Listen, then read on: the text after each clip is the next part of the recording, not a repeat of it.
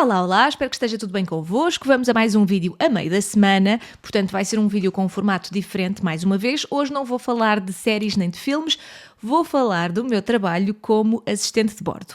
Nas outras redes eu partilhei esta curiosidade sobre mim e surgiram várias perguntas. Eu prometi fazer um vídeo sobre isto e acho que, dada a complexidade das respostas, de algumas respostas, e considerando que é um tema muito importante para mim, eu decidi fazer um vídeo de formato longo. Acho que faz mais sentido, se calhar depois até seleciono algumas partes para pôr nas outras redes, mas vamos a isto então. Foi uma surpresa para muitas pessoas o facto de eu ter trabalhado como assistente de bordo, portanto vamos responder aqui algumas questões que foram deixadas tanto em comentários nos vídeos, como depois na caixinha de perguntas que eu fiz nos stories do Instagram. Eu nem sei por onde começar.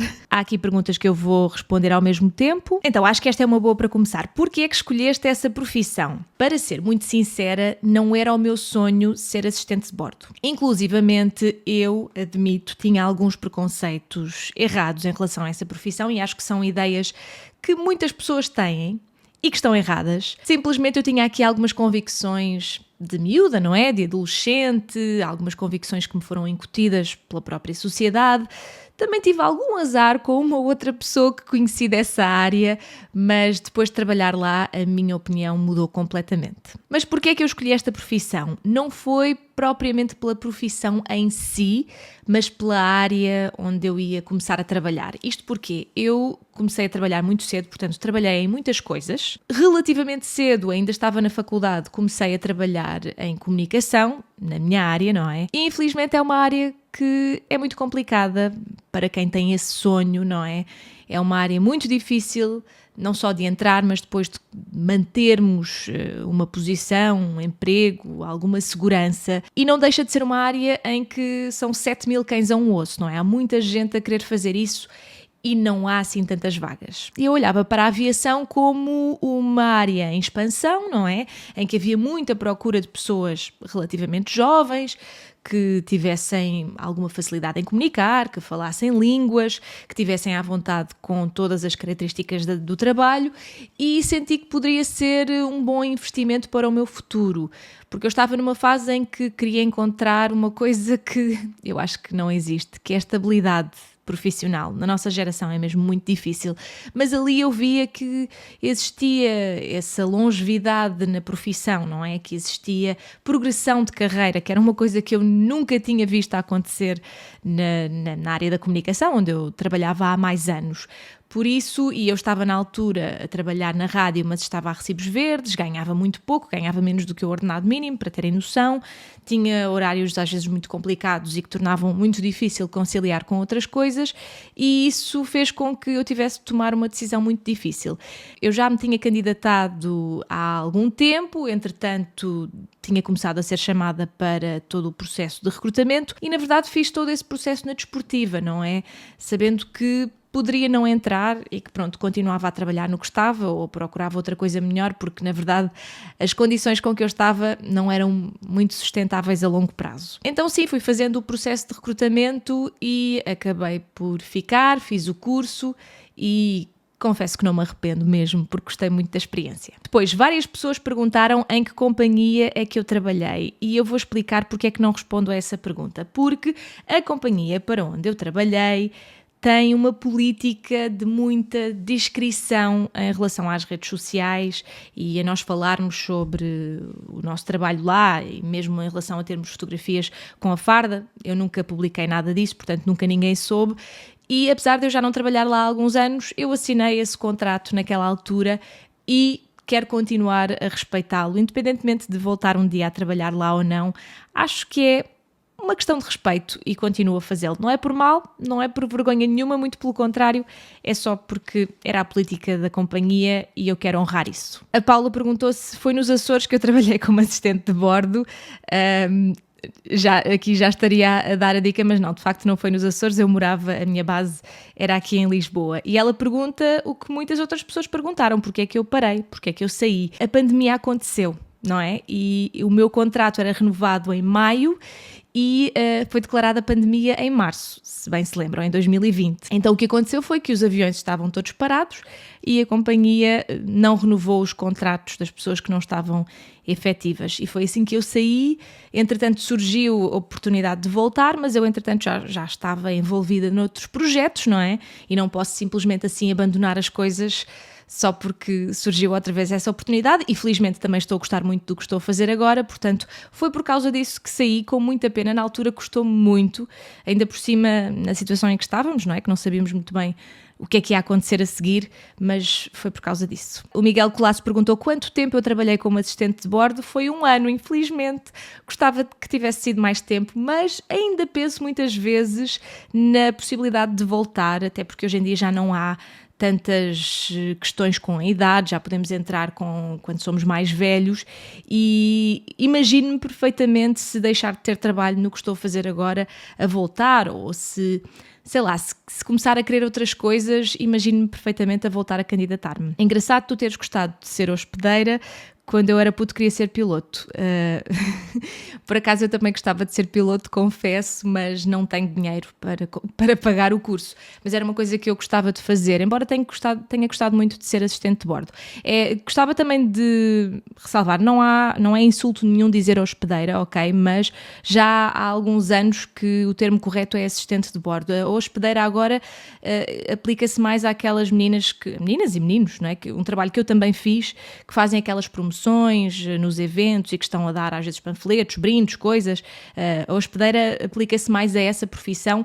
Quando estamos a trabalhar como tripulantes de cabine, são assistentes de bordo, as mulheres, e comissários de bordo, os homens. Quanto tempo é que as hospedeiras de bordo podem estar em cada país, em cada viagem? Olha, eu não sei responder a esta questão. Por acaso, na altura não me recordo se alguém me informou disto. Já foi há alguns anos que eu fiz a formação. Eu sei que existem limites máximos de tempos de voo e depois limites mínimos de horas de descanso. E isto existe na Lei Internacional da Aviação, e depois cada companhia pode aumentar, ou seja, existe um mínimo e depois cada companhia tem as suas regras também. Eu não te sei responder a isto porque no meu caso o máximo que eu devo ter ficado fora foram 4 noites, mas eu sei que, por exemplo, em companhias charter, eu tinha colegas que tinham vindo dessas companhias, às vezes elas ficavam 2, 3 meses numa base noutro país, e desse país é que faziam outros voos, não é? Portanto, acabavam por ficar mais tempo longe de casa. Viajas muito enquanto assistente de bordo? Sim.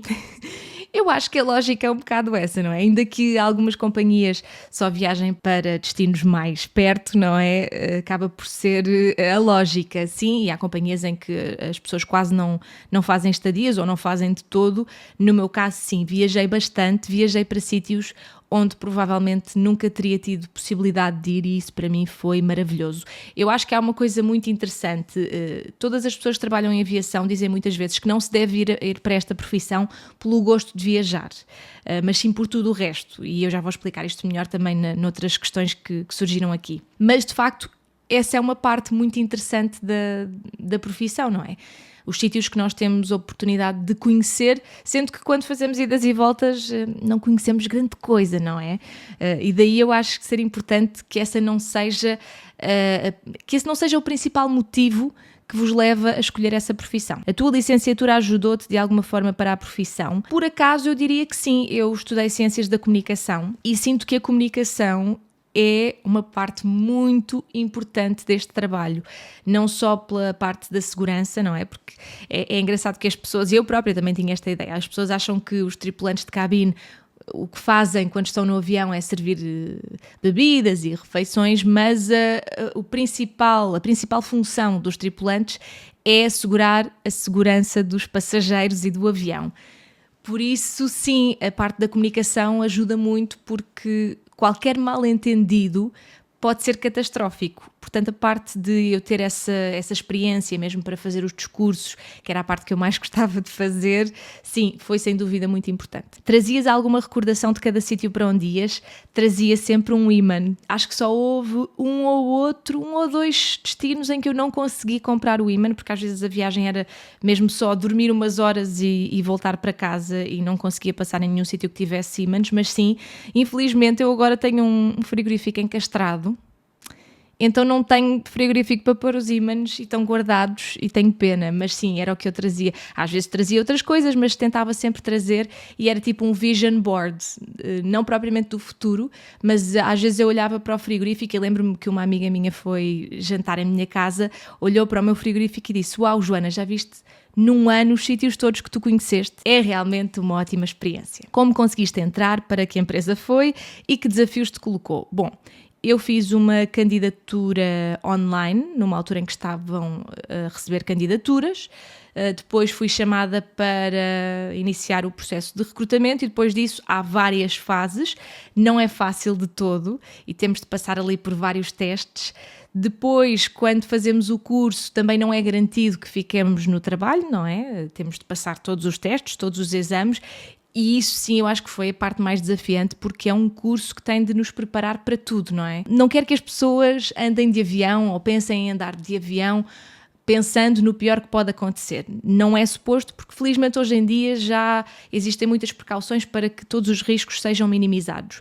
Mas é precisamente por causa disso que o curso é difícil e é desafiante, porque nós temos de estar preparados para tudo e temos de ter boas respostas para salvar as pessoas numa situação de desastre. Eu nunca tive nenhuma situação dessas, nem conheço ninguém que tenha tido, mas por pequena que seja essa possibilidade, nós temos de estar preparados para ela e temos de estar treinados para ela. E por isso é que é tão importante que os passageiros ouçam aquilo que os tripulantes pedem. Acreditem, ninguém vos pede para vocês porem o cinto porque lhes apetece, ok? É pela vossa segurança.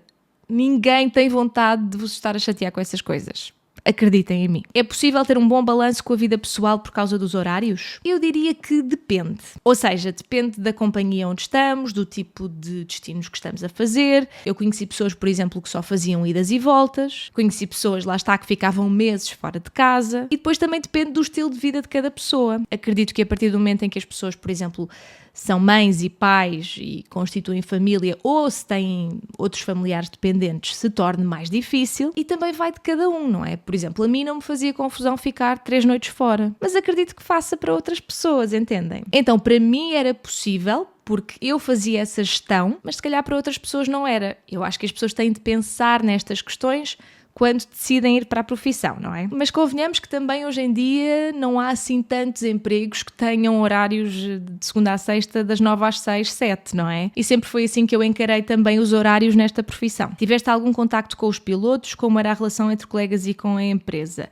Sim, nós tínhamos sempre de conhecer toda a nossa tripulação antes de embarcarmos no avião. A questão da relação entre colegas e com a empresa, eu diria que em centenas, nem sei dizer bem quantas pessoas com quem eu trabalhei, foram muito poucas as pessoas com quem eu pensei, se puder não quero trabalhar com esta pessoa outra vez. E atenção que nós trabalhávamos com pessoas diferentes quase todos os dias, não é? E eu acho que há um encanto nisso e acho que isso também nos motiva muitas vezes a darmos o melhor de nós. E isso era uma coisa que eu tinha muito presente naquela profissão. É que eu via ali muitas pessoas que gostavam bastante daquilo que faziam, via pessoas que vinham de todas as profissões possíveis e imaginárias, tinha colegas de comunicação, tinha ali pessoas que vinham, que eram advogadas, que eram enfermeiras, médicas, sei lá, arquitetas. Tinha pessoas de tantas profissões diferentes que tinham abraçado aquela área e que tinham abraçado a aviação e conheci pessoas extraordinárias. Por isso diria que sim, e acreditem que eu vinha com algum trauma de más relações entre colegas e ali não tinha mesmo razão de queixa. Têm onde dormir nos voos longos, como gerem os descansos. Nos voos longos, alguns aviões têm uma área para os tripulantes dormirem. Eu nunca cheguei a apanhar esses aviões, embora tenha feito voos mais longos. Hoje em dia já existem aviões muito diferentes mesmo para, por exemplo, ir aos Estados Unidos ou ao Brasil e nesses aviões não existe essa secção para os tripulantes dormirem. O que acontecia era que a companhia bloqueava sempre a última fila do avião para nós podermos descansar, que não é a mesma coisa, mas pronto, era melhor do que nada. Em relação a gerir os descansos, eu diria que as próprias companhias incentivam a que nós descansemos o máximo possível, quer quando estamos em casa, quer quando estamos entre voos, quando estamos de estadia. Eu acho que a gestão dos descansos é uma coisa muito pessoal. Eu, por exemplo, já tinha algum hábito de fazer cestas, porque acordava muito cedo no meu trabalho anterior, já tinha muito hábito de fazer cestas e aqui era só fazer mais cestas, com horários diferentes. Por exemplo, se eu tivesse um voo noturno, arranjava maneira de dormir nesse dia até o mais tarde possível para depois aguentar bem. E eu, por acaso, conseguia fazer essa gestão. Eu sei que não é igual para toda a gente, mas era assim que eu fazia. E uma das coisas que eu descobri é, se eu estou cansada, se eu tenho sono, vou aproveitar para dormir. Mesmo que isso desregule depois os meus horários, como os horários nunca estavam regulados, não é? Porque acabava por ser sempre diferente. Eu aproveitava, se tinha sono, se tinha possibilidade de dormir, dormia. Acho que é uma das coisas muito importantes para aguentar este tipo de horários, é nós conhecermos bem o nosso corpo e ouvirmos o nosso corpo, não é? Sendo que nem sempre é possível, mas pronto, sempre que podemos. Como era a rotina dos horários? Esta pergunta eu acho que veio um bocadinho no seguimento da última, não é? Era isto, porque os horários eram sempre diferentes, não é? Tanto estava a acordar às 2 da manhã como às 3 da tarde, portanto a rotina não era rotina, era uma gestão, sabendo nós mais ou menos como é que ia ser a semana seguinte ou as semanas seguintes, fazermos a gestão também da nossa vida. Eu por acaso conseguia fazer bem, não sei se era porque era muito nova, não sei se, olha, porque tinha sorte, mas eu por acaso conseguia fazer bem esta gestão. Se deu para conhecer muita gente nova e diferente, acho isso interessante. Sem dúvida. Não só entre colegas, porque como eu disse há pouco, trabalhávamos com pessoas diferentes praticamente todos os dias, mas também, e mesmo que não ficássemos a dormir nos sítios para onde íamos, os próprios passageiros, não é? Às vezes temos de lidar com pessoas que nem sabíamos bem falar a língua delas, não é? E eu posso dizer que tive muita sorte, porque, ok, tive alguns episódios menos simpáticos, mas também conheci pessoas muito interessantes e acho que esta é sem dúvida uma das mais-valias da profissão. Quando eu dizia há pouco que não acho que se deva ir para esta profissão por viajar, por se gostar de viajar, eu acho que é sem dúvida pelas pessoas. E aqui entra colegas, e como eu disse, tinha colegas que vinham de todas as áreas possíveis e imaginárias, de todas as idades, com backgrounds diferentes, com perspectivas de vida diferentes, e eu acho que isso é muito enriquecedor. Eu suponho que esta pergunta seja se existe progressão na profissão, não é? Eu acho que sim, até porque há aqui uma outra pergunta que eu vou responder que explica mais ou menos o que eu vou dizer. Claro que depois a progressão vai depender de empresa para empresa, eu acho que isso é assim em todo o lado. Há aqui uma pergunta a dizer, sou CC, também já foste? Companhia, vida de CC é diferente em todas as companhias e até a base. Eu não sei se querias dizer CC de cabin crew ou de chefe de cabine, porque eu nunca cheguei a chefe de cabine, só estive lá 1 ano. Na minha companhia eram precisos muitos anos para chegar a chefe de cabine, mas cabin, pode ser um CC de cabin crew também. E isto para dizer que sim, existe essa progressão, não é? No meu caso seria para chefe de cabine e depois para supervisor. Algumas pessoas também se tornam depois formadores, não é? Portanto sim, existe essa progressão. Agora, a que níveis e o que é que isso depois significa a nível de salários, eu não sei o que é que acontece noutras companhias. Na minha existia essa progressão, não é? Portanto, nós já sabíamos que com o passar dos anos iríamos sempre subindo de escalão. Calculo que seja igual noutras companhias, mas depois todos os pormenores serão diferentes. O que fazem quando não estão perto dos passageiros? Esta pergunta é muito interessante, porque há pessoas que acham que não estamos a fazer nada, mas temos muita coisa para fazer. Ou estamos a preparar as refeições e as bebidas, ou a limpar alguma coisa, ou a preencher relatórios, como o relatório de álcool, em que nós temos de preencher exatamente quantas bebidas alcoólicas foram consumidas nesse voo. Exatamente, e não é só o número de bebidas, é quantas cervejas, quantos vinhos, quantas bebidas espirituosas de cada uma. Portanto, não pensem que quando os tripulantes não estão a passar pelo avião não estão a fazer nada, porque estão. Como é a formação? Bom, eu já respondi mais ou menos a isto há pouco. No meu caso foram 2 meses, eu acho que não chegou bem a 2 meses, mas quase. E foi mesmo muito, muito puxada, porque nós tínhamos aulas o dia todo e depois as poucas folgas que tínhamos e o pouco tempo livre que tínhamos era para estudar, porque tínhamos muitos manuais. Os manuais eram todos em inglês. Eu digo-vos, nesta fase chegava à cama e aterrava. Andava sempre exausta, não deu para fazer absolutamente mais nada enquanto estava a fazer a formação. Mas tem partes muito giras, não é? Para já pelas pessoas que também vamos conhecendo e depois porque temos a parte da formação prática, não é? Que tanto envolve apagar fogos, como ir para simuladores, ir para dentro de uma piscina, treinar salvamentos. Há coisas muito giras, mas foi muito duro, aviso já. Os dramas... Eu acho muita graça esta pergunta porque lá está, eu própria também tinha muitas ideias estereotipadas em relação à profissão. Eu acho que os dramas são os mesmos dramas que temos nas outras profissões todas, não é? Porque somos pessoas, somos seres humanos, não é? E as pessoas, quando estão a trabalhar na aviação, têm os mesmos dramas como se estivessem a trabalhar num escritório ou noutra coisa qualquer. Há algumas particularidades da profissão, como é óbvio, e eu acho que há muita coisa que mexe com o psicológico, e como eu dizia há pouco, não é uma profissão para toda a gente, e eu acho que a pessoa tem de ter a maneira de pensar ou a maneira de ver as coisas em que esteja à vontade com todas estas particularidades, como por exemplo a questão de ficar uns dias fora. Eu fui ouvindo muitas histórias, inclusivamente de colegas que vinham de outras companhias, de situações em que as pessoas acabaram relacionamentos, por exemplo, porque a cara metade não lidava muito bem com isto, não é? Depois há muitos rumores. Eu digo-vos uma coisa, aqueles rumores de que as pessoas se envolvem todas umas com as outras, eu não senti que fosse mais do que em qualquer outra profissão, não é?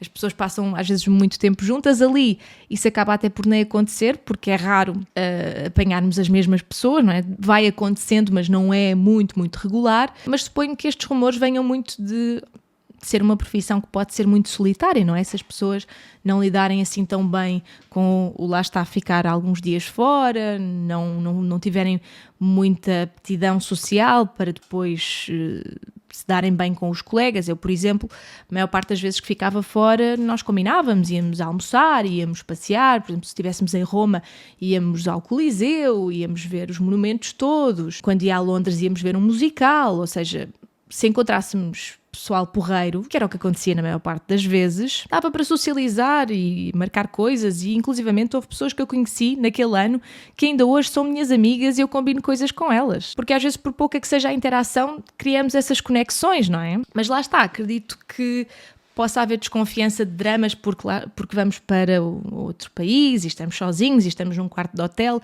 Eu nunca me apercebi de nada. Eu também sou despassarada, não é? Eu, quando entrei na companhia aérea, já estava num relacionamento sério, portanto, nunca me ia envolver em dramas. Entre colegas, dramas sem ser com relacionamentos, eu nunca me apercebi de nada. Eu acho que a maioria das pessoas que estavam ali, toda a gente percebia para que é que estávamos ali, o que é que estávamos ali a fazer. Não havia grandes questões. Como eu disse há pouco, se calhar tive uma ou outra situação com pessoas que eu preferia não ter voltado a trabalhar e provavelmente não trabalhei, mas é o que é, acho que isso acontece em todas as profissões. Não achei que o drama fosse maior ali. Achei que as pessoas muitas das vezes falam porque conheceram uma pessoa que era assim ou assado e acabam por generalizar em relação a toda a profissão, mas isso acontece em todas as profissões também, não é? Desculpem se vos desiludi, se queriam também saber mais gossip, mas de facto não tenho, nem é sequer má vontade, porque se calhar as poucas coisas que eu possa ter presenciado já nem me lembro. É que eu estou sempre no mundo da lua. Mas pronto, acho que já não tenho aqui mais perguntas, espero não ter passado nenhuma, só para fazer aqui um apanhado. Eu gostei mesmo muito da experiência, imagino-me a voltar a fazer, sim, sem dúvida alguma. Acho que é uma profissão mais difícil do que aquilo que a maioria das pessoas pensa. Tem muitas vantagens, mas também tem muitas desvantagens, inclusivamente para quem quer, se calhar, ter uma família, para quem faz confusão ficar fora, ter horários muito diferentes, não é? São escolhas que às vezes as pessoas têm de fazer. Tem muitas questões de saúde, não é? Porque digamos que estar constantemente em altitudes diferentes, com horários diferentes, com alterações do ritmo circadiano, traz consequências a nível de saúde, e acho que todas as pessoas que escolham esta profissão têm de estar informadas sobre isso e estar cientes dessas consequências. E acho que no final das contas não é para toda a gente, mas acho que para quem gosta e para quem lida bem com todas estas questões, pode ser uma ótima carreira, um ótimo futuro. E quando as pessoas me dizem que gostam de todas estas coisas e que gostavam de experimentar, eu digo sempre, experimentem. Mas espero que tenham gostado. Se tiverem mais dúvidas, deixem aqui nos comentários ou enviem-me mensagem, eu vou tentando responder dentro daquilo que posso. Não se esqueçam também de deixar o like no vídeo, se ainda não fizeram, e de me seguir nas outras redes sociais. Eu publico lá com mais regularidade. E está feito, até domingo.